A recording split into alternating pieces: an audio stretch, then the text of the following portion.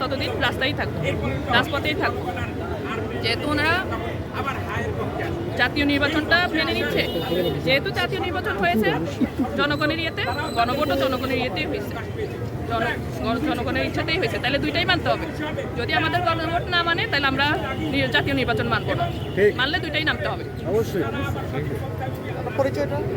আমি নাসরিন নাহার শিলা, উত্তরপাড়া পশ্চিম থানার কমিটিতে আছে এনসিপি। ঠিক গণভোটের যে হ্যাঁটা ওই বিষয়, ওইটা তো বাস্তবায়ন এখনো হচ্ছে না। ভোট হয়ে গেছে অনেক, প্রায় 1 মাসের বেশি হয়ে গেছে। যেহেতু ওরা সরকারের পদে বসে গেছে, মন্ত্রীদের পদে বসে গেছে, যে যার কাজ করতেছে, তাহলে আমাদের গণভোটটা কেন হচ্ছে না এখনো? আমাদের জুলাই সনদ কেন হচ্ছে না এখনো? আমাদের এটা করতে হবে। না হওয়ার কারণ হচ্ছে যারা আমাদের সরকার গঠন যারা সরকার গঠন করেছে তারা এটাকে মানতেছে না, যার জন্য হচ্ছে জুলাই যে গণভোটের যে এটা বাস্তবায়ন হচ্ছে না।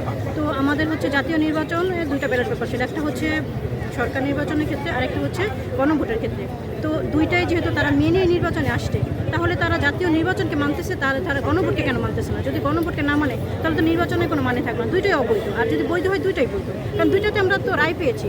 তাহলে জুলাইয়ের সনদে যেহেতু আমরা রায় পেয়েছি, সেটাকে ওনারা অ্যাকসেপ্ট করতেছে না, তাহলে তো ওনারা জাতীয় নির্বাচনের জন্য সরকার গঠন করছে, সেটা তো তারা কীভাবে অ্যাকসেপ্ট করে? অ্যাকসেপ্টেবল হলে দুইটা অ্যাকসেপ্টেবল হবে, আর অ্যাকসেপ্টেবল না হলে দুইটা অ্যাকসেপ্টেবল হবে না। এটা হচ্ছে মেন বিষয়। এখন এজন্য হচ্ছে আজকে আমরা রাজপথে আসি। আর এটা মেনেই তারা হচ্ছে গণভোটের রায় এবং জাতীয় নির্বাচন যেটা হবে, দুটা মেনে তারা নির্বাচনে আসছে। তারা একটা মানবে আরেকটা মানবে, এটা তো হতে পারে না। অ্যাকসেপ্টেবল হলে দুইটা হবে, না হলে একটাও হবে না।